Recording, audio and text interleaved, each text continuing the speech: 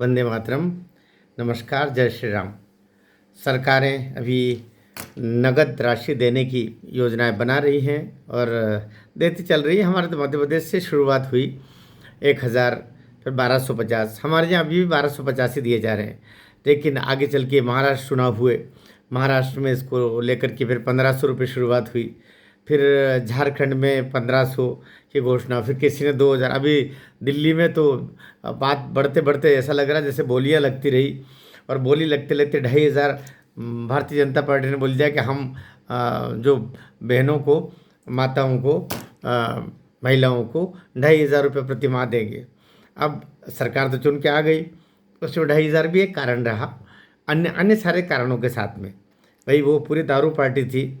मैं तो आप पार्टी के लिए बोला करता था उस समय भी कि आप पार्टी का चुनाव चिन्ह झाड़ू के स्थान पर बोतल रखना चाहिए, और वो उसी लाइन पर वो पूरी चलती रही।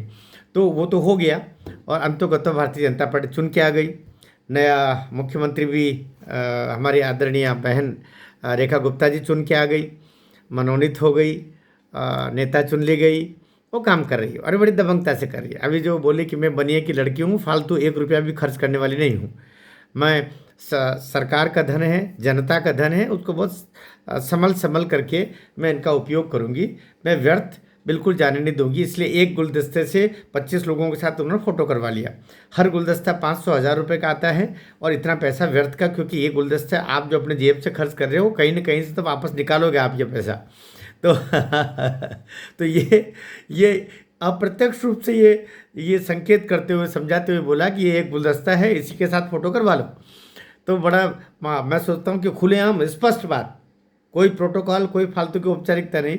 रेखा गुप्ता जी ने ये सब के साथ में बोल करके किया कि नहीं, आप फोटो करवाना ना, ये गुलदस्ता इसके साथ करवाते चलो, और अच्छा गुलदस्ता बुलवा लिया, खुद ही बुलवा लिया। तो मुझे अच्छा लगा, और देश की जनता ने उनकी इस बात को पसंद किया, और ये भी कहा कि अन्य मुख्यमंत्रियों को भी ऐसा ही करना चाहिए। अब बात चल रही है कि ये जो 2500 रुपये देने का आपने घोषणा की, आपके मैनिफेस्टो में है, देना तो आपको पड़ेगा। अब देते समय सुपात्र को दिया जाए, कुपात्र को नहीं दिया जाए, अपात्र को नहीं दिया जाए। 3 तरीके हो गए: पात्र, सुपात्र, कुपात्र, अपात्र। और देखिए, ये तीनों अलग अलग हो गया बिल्कुल। पात्र तो वो जो भी आवेदन कर रहा है ना। फिर हमें तय करना है कि आवेदक के बाद ये पात्र है। पात्र तो इतने हो गए। पात्र में अब सुपात्र कौन है? सुपात्र वो जो सचमुच गरीब है, जिसकी आय की सीमा इतनी कम है, जो परिवार में उसके कोई अन्य कमाने वाले लोग नहीं हैं, न घर का घर है, न वो परिवार में 4 पहिया वाहन है, आपकी आय के तमाम जो स्रोत हैं बाकी लोगों के, वो सब। तो ये ऐसा एक मापदंड आपको बनाना ही होगा। फिर ये देखना पड़ेगा कि अगर कोई शासकीय कर्मचारी परिवार में है तो बदमाशी करके ये करते हैं कि उससे अपने लिखित रूप 50 रुपये का स्टाम्प बनवा करके, इससे हमारा संबंध नहीं, बेटा नौकरी में है, हम तो नहीं हैं, या पिताजी नौकरी में है, मैं पिताजी से अलग रहता हूँ, या ये तो हमारे दूर के रिश्ते में ये है। ऐसा बहुत बदमाशियाँ की जाती है।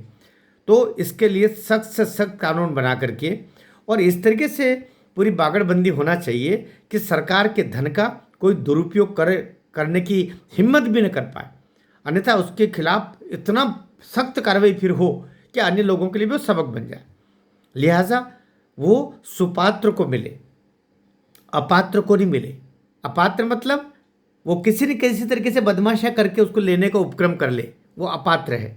सुपात्र जिसको मिलना ही चाहिए। और कुपात्र वो जिसने जन्म में कभी राष्ट्रवादी सरकार का, इस राष्ट्र का सोचा नहीं, जो इस राष्ट्र को केवल लूटने के लिए आए, सोचते रहते हैं हर समय कैसे सरकार से, और जिनको भी 5 किलो अनाज और ये सब मिलता है, उनको लिए भी कई पालाबंदी होना चाहिए।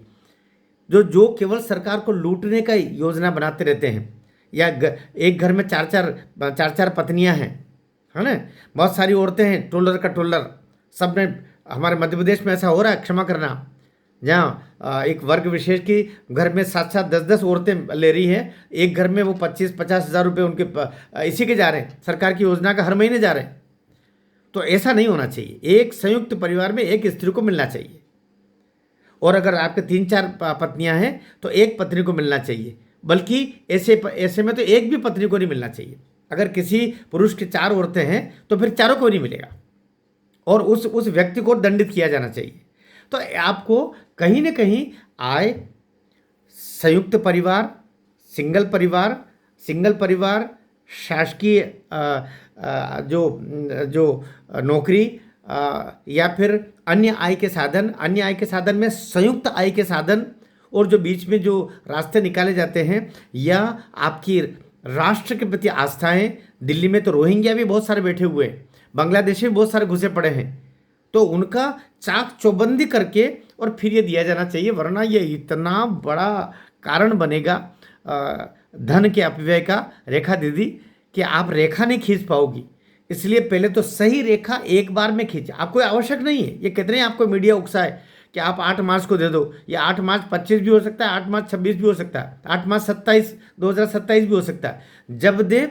अभी आपकी जांच चल रही है, अभी हमारी सूचियाँ बन रही है, अभी हमारी तैयारी चल रही है। एक बार दें, पूरी छलनी करके दें, और बाद में कोई गलत इसमें मिल जाए तो उसकी भी छलनी कर दें।